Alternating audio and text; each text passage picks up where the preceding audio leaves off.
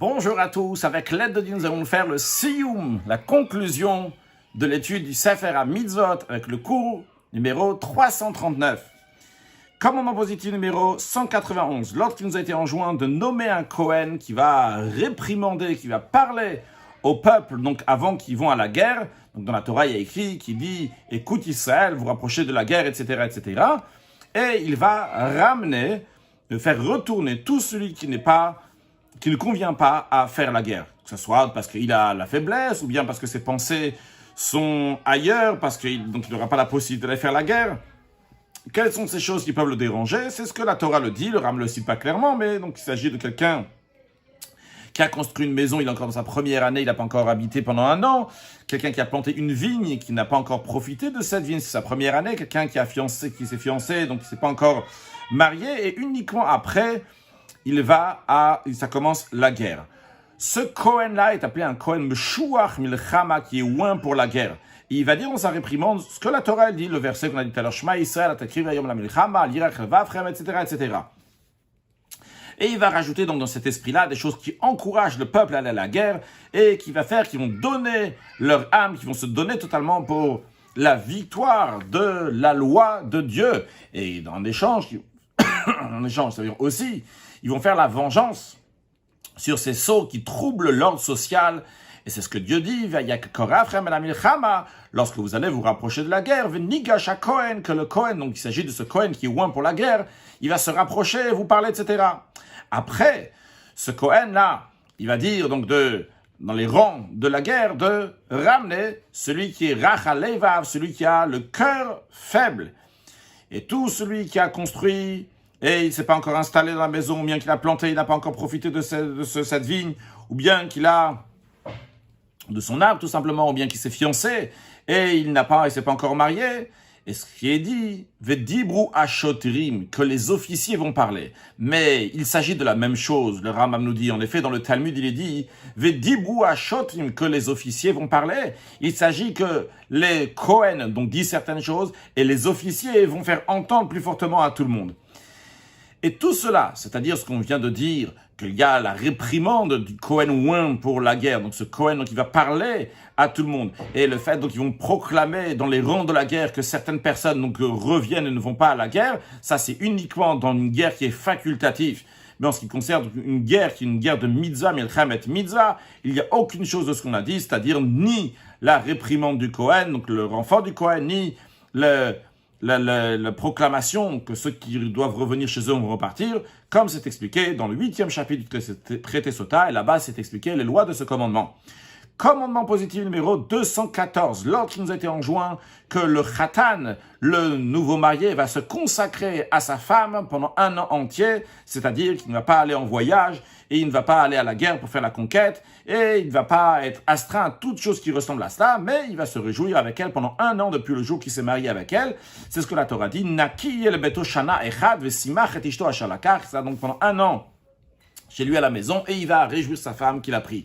Les lois de ce commandement-là ont déjà été expliquées dans le 8e chapitre du traité Sota.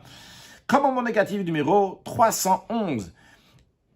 Il est interdit de faire sortir le khatan, le nouveau marié de sa maison, pendant la première année pour n'importe quelle sorte de travaux, ni pour la guerre, ni pour autre chose. Donc c'est un ordre qui est donné pour les responsables. Donc ils nomment des gens pour aller à la guerre, pour faire certains travaux, etc. Ils n'ont pas le droit de dire au khatan, nouveau marié, de le faire, mais on va l'exempler de tous travaux, toutes choses qui ressemblent à cela, qui le font sortir de chez lui à la maison. D'où on apprend ça, de ce que Dieu dit dans la Torah, Velo yavor alav lechol davar.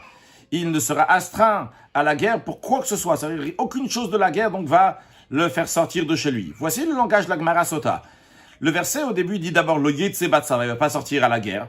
Alors on pourrait penser que uniquement à la guerre il ne va pas sortir, mais il va quand même sortir de chez lui pour aider ceux qui sont à la guerre, en préparant des instruments de guerre, en fournissant de l'eau, de la nourriture pour ceux qui sont à la guerre. C'est pour ça que le verset continue, il rajoute, il dit, en plus de fait qu'il y a écrit, il ne va pas sortir à la guerre, Velo yavor alav lechol davar, qui ne sera astreint à aucune chose donc qui est liée à la guerre.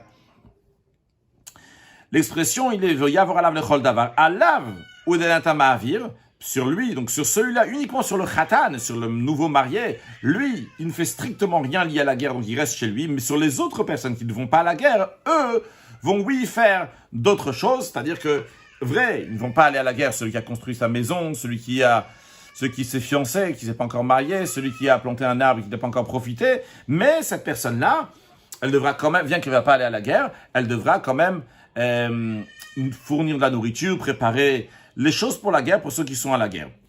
Alors dans ces cas-là, s'il est déjà dit à propos de ce nouveau marié qu'il n'y a aucune chose qui va le faire sortir de chez lui, dans ces cas-là, pourquoi il y a besoin de dire le Yetzevat Sava qui ne va pas sortir à la guerre? C'est évident. La Gemara dit, c'est justement pour dire qu'il transgresse deux interdictions. Maintenant, le Rambam dit, quand on dit deux interdictions, ça ne veut pas dire que c'est deux commandements. On a déjà expliqué ça. Le Rambam nous dit dans la 9e règle, que des fois la Torah elle dit c'est pour transgresser deux lavines, deux interdictions, mais ce n'est pas deux commandements différents dans les 613 commandements.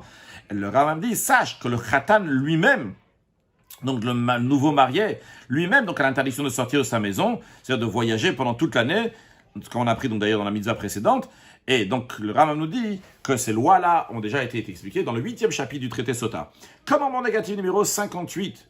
Il est interdit de craindre les incroyants au moment de la guerre et d'avoir peur d'eux, mais au contraire, il y a le devoir de faire des efforts, de s'encourager, de se renforcer, de se tenir contre l'autre peuple, contre l'ennemi, et tout celui qui se sauve, qui tourne le dos donc au moment de la guerre pour partir, il transgresse un commandement négatif, lequel, ce que Dieu dit, l'otarot mipnem, tu ne vas pas trembler d'eux.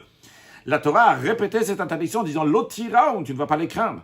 Et la Torah a répété cette interdiction-là plusieurs fois, c'est-à-dire de ne pas trembler, de ne pas avoir peur, de ne pas tourner le dos au moment de la guerre, parce que dans une telle situation, on ne pourra pas faire la vérité, c'est-à-dire d'aller à la guerre jusqu'au bout. Les lois de ce commandement ont déjà été expliquées dans le 8e chapitre du traité Sota. Commandement positif numéro 221. L'ordre qui nous a été enjoint en ce qui concerne la femme qui s'appelle Yefat Toar, femme belle d'aspect, c'est-à-dire la Torah elle parle lorsque les Juifs vont aller à la guerre, ils voient donc une non-juive qui est belle d'aspect et il envie, eh bien il a le droit d'avoir une relation avec elle, et après il y a un processus qu'elle doit faire pour qu'il va se marier avec elle, et sinon elle sera renvoyée. Donc il y a la loi donc de cette femme de Yefat Toar belle d'aspect.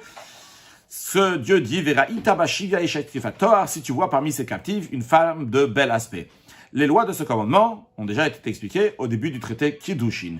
Commandement négatif numéro 263. Il est interdit de vendre cette femme de bel aspect après qu'il a eu un rapport avec elle. Donc au moment de la conquête de la ville, qu'on était dans la ville là-bas, il a eu une fois un rapport avec elle, mais après il n'a pas le droit de la vendre, comme c'est expliqué à sa place, ce que Dieu dit, si tu ne la désires plus, eh bien, tu vas la renvoyer, tu ne vas pas la vendre pour recevoir de l'argent en échange, donc tu n'as pas le droit de la vendre.